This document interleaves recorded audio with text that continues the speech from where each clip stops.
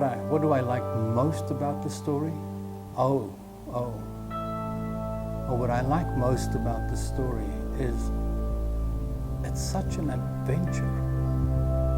This young person starts off in, he doesn't remember his birth, but he's very soon after his birth, he's in on the island of Philia in Egypt. After that, he studies in Alexandria. From there, he goes up to Galilee, experiences Galilee. From there, all along the Silk Route, visits all these other cities and cultures, and he gets to mix with these people. He ends up in the mountains, in the Himalaya mountains. He goes through Paramiri mountains, through those beautiful, beautiful valleys. He gets to visit the Kulu kingdom, Nuristan. He knew Pakistan when it was still beautiful before it got ruined by the local people now. Kashmir, the beautiful, beautiful Kashmir Valley.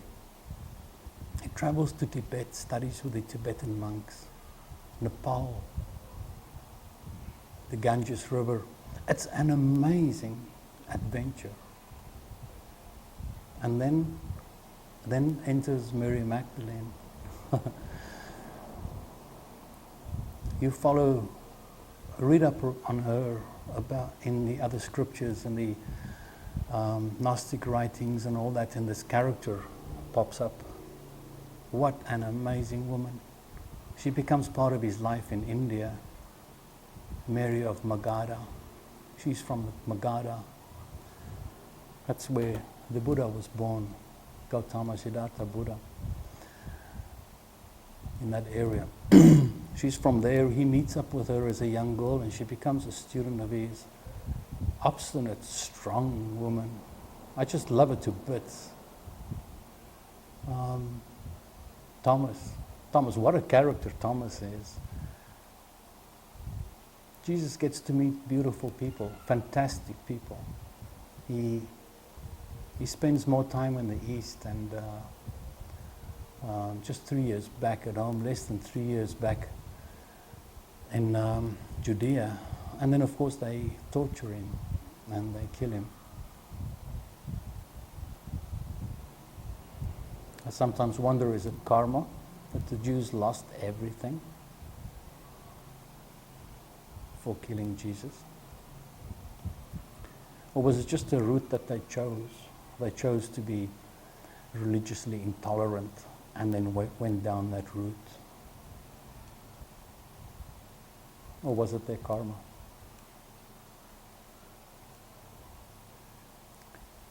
It's a wonderful adventure story. What I like the most about the entire story is how it panned out, how it ended up. It ended up a total success. Jesus' ministry, his mission on earth was such a huge success. From Egypt all the way to Cambodia. Throughout China, Japan, Indonesia, Thailand, everywhere, Lokeswara or Avalokeswara is honored, venerated. Not just that. Look at the people here, their smiles, their beauty of nature. He's become part of their being. Jesus' ministry on earth was an absolute success. Only a divine hand could make that work. That's the other part that's so beautiful that I liked about the story. Is our Father in heaven a Buddha? I cannot answer that question for you because I don't know your definition of a Buddha. One acceptable definition of a Buddha is that it's an advanced spiritual being, not a soul, a spiritual being, not a soul that lives on earth, or a soul being that reincarnates on earth as humans over and over until we learn to be reborn into spiritual beings. A Buddha is a spiritual being. That is one acceptable definition.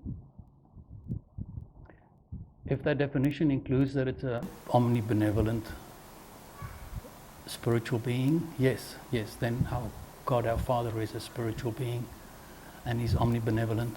And in that case, then, yes, he is a Buddha. Is God the Father the Creator? No, no, no. God the Father is not the Creator. That is a major misconception that has probably started with the Hebrew Scriptures. It's strange to think that intelligent people cannot understand these things and not see through it, but the Christian Scriptures and the Hebrew Scriptures say emulate the Father.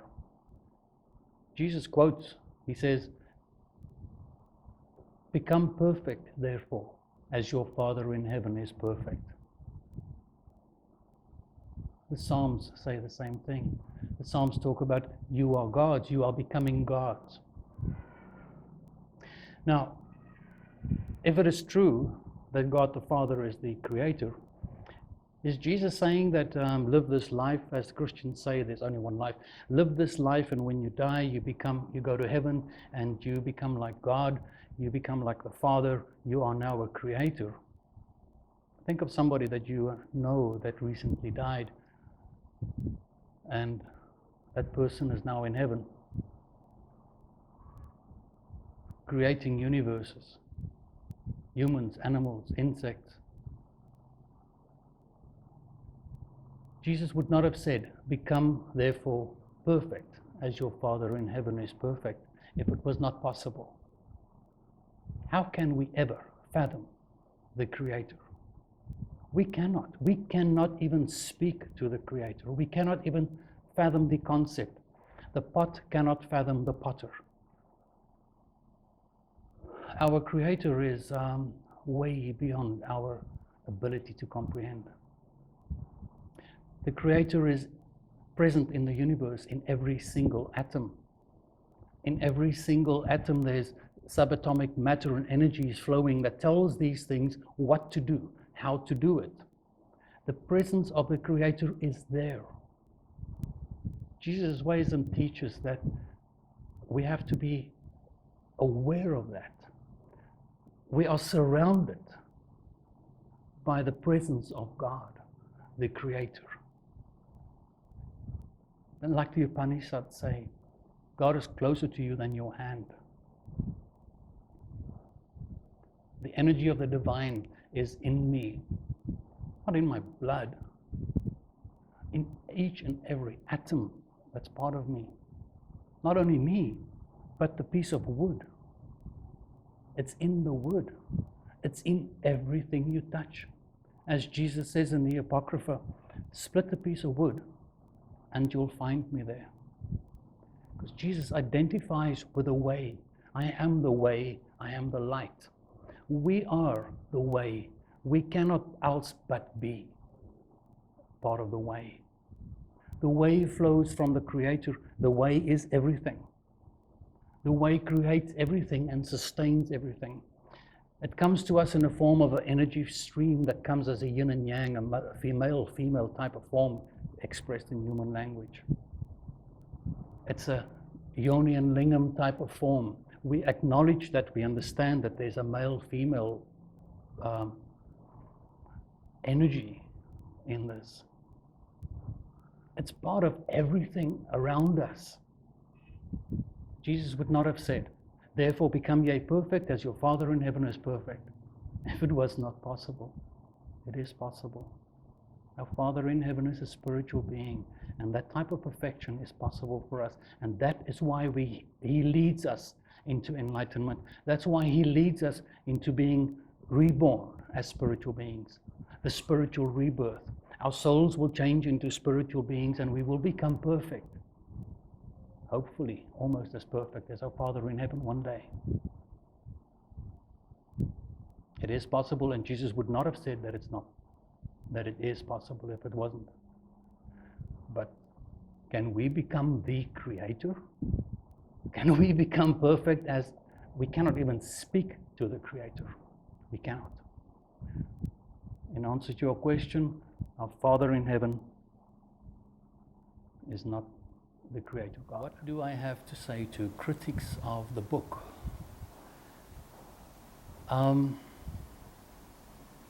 I have to just welcome that, because I spent my entire life being critical of Christianity. I grew up as a Christian Protestant in South Africa, Dutch Reformed Church, my Sunday school.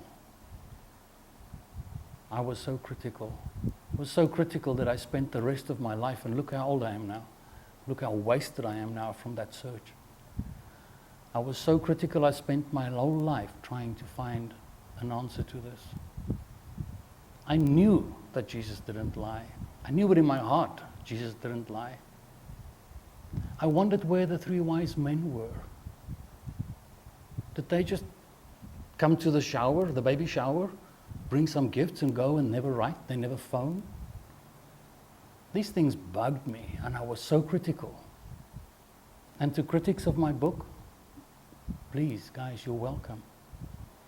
In fact, on the website of the book, I make available at least 100 pages of research ideas, avenues that you can look at, things that I studied. For almost 40 years I studied, went down every possible route. And you know what? I didn't find it in the studies, no. I found it in my heart one day when I just opened my eyes and I saw, oh my God, it's been right in front of us all the time. It's not hidden. The truth has never been hidden from us. It's always been there. We were blind. It was hidden only by our culturally conditioned thinking.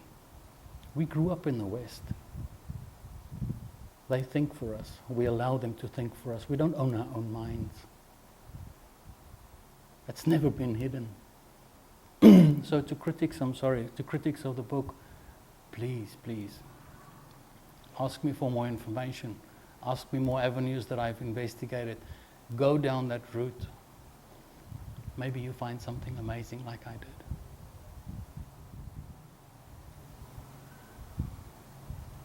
What's my favorite part of the book? My favorite part of the book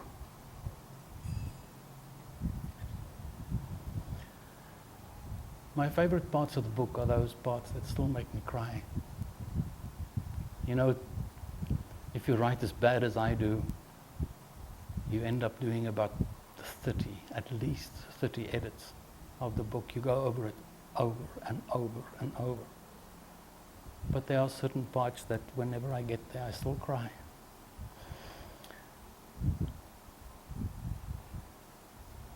It's stuff that happens when you get near to the Lord. You get emotionally moved. His presence is all around us all the time. There's so much love in Jesus' message. There's so much love in Avalokiteshvara, and the presence of this divine being, our Father in heaven, that's here with us. Why? Because they want to rope us in, they want to bring us into this light, into this absolute beauty. It is the most beautiful, beautiful thing, the most peaceful thing that you can discover, is to make that connection one day. Get rid of the religions. Religion is total nonsense. Get rid of the religions. This journey is between you and the Spirit. Your soul connects with the Spirit. They are there for you. They want to bring you in. They're reaching out to you. The only thing that blinds you to their presence is the fact that you block it with your own culturally conditioned thinking. You come to this journey with baggage, loads and loads of baggage. You want to call it the goddess, you want to call it this, you want to call it that. So many labels, so many little things. None of that makes any sense. Go and pray and open your heart. And those angels will reach out to you and grab your heart and just show you that beauty. And from then on, you just walk your way. There's only one way. We will all get there. We're talking about universal salvation. Salvation for all sentient beings. That's what the world Savior is. That's what our Avalokiteshvara is. That's what our Christ is. The world Savior. Every being. that crazed Muslim out there beheading people, his time will come. Another 300 reincarnations and he'll be a better person. Everybody. But your time is now. The lightning has struck in the east. The light's here now. You see it. You can reach out to it. This is now becoming a sermon. I'm just trying to answer a question. I'm sorry.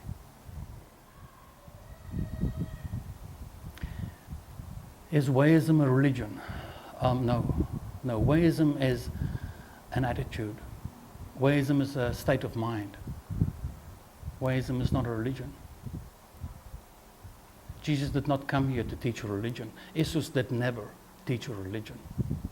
There's no rite, there's no dogma, there's no bishop. Jesus never baptized. It's not a religion, it's an awareness, it's an understanding of how things work. It's an ontology. Ontology is the questions, why are we here? What are we doing here? What are we supposed to do? What's the purpose of life? Where will we go from here? Where do we fit in the whole cosmic sense of things? Wayism explains that. It's very simple, very, very simple. But you can make of Wayism a religion. It is my religion. I have a shrine, and I just love all the different depictions of Avalokiteshvara all around the world like this. As Avalokiteshvara appears to this community as a female, and our Father in heaven is in the crown. It's a benevolent being, takes care of babies. This is in a country where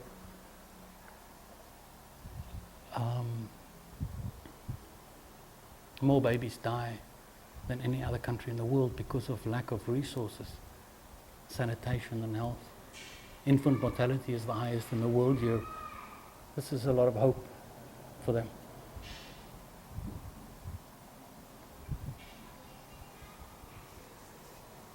It is my religion, but it's a religion, it's a personal thing, it's an intimate thing.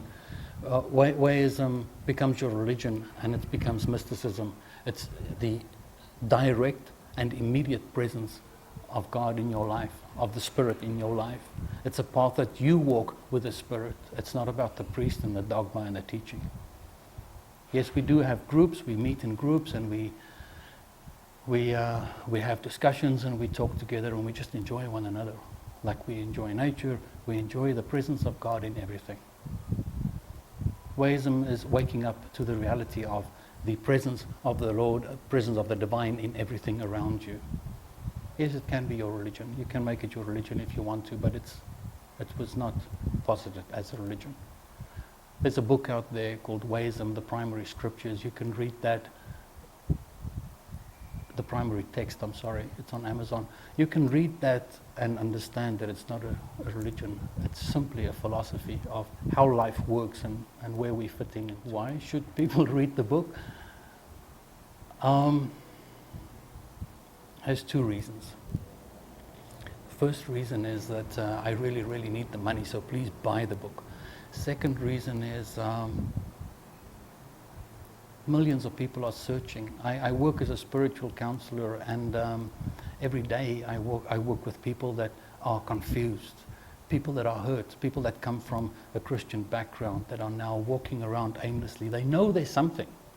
They don't want to throw the baby out with the bathwater. They know there is something. And they investigate all kinds of routes. And in the West, you know what we do with yoga. We take this holy, beautiful thing that's so simple, and then we start making it into all this bull and nonsense. Tantra. One of the most beautiful things on earth, Tantra. And they go and they make it all sexual and stupid in the West. And it's very, very difficult for somebody to seek and find another truth. I know, I walked that road. And for that reason, people should read the book. It just simplifies things. It just gives it so much beauty. Life is so beautiful, and that's why we're here. That's why we're doing it. It's so beautiful. We are here to learn the beauty. We are here to learn the humility, the simplicity, and the compassion. And once we master that, we become spiritual beings. And once we're spiritual beings, we continue this job of reaching out to other people and helping people all over the universe. That's why you should read the book. There's peace there. There's beauty in it. There's a peace of mind. So many people come up to me and say, on the proofreaders, they come up and they say, I read that book and you know what? It's like my world changed. It's just a weight off my shoulders. Suddenly there's a purpose to life, and people understand that purpose, they feel so much better. It is a beautiful thing. It's an existential beauty that becomes part of you. But the main reason is, I need the money, buy the book, please.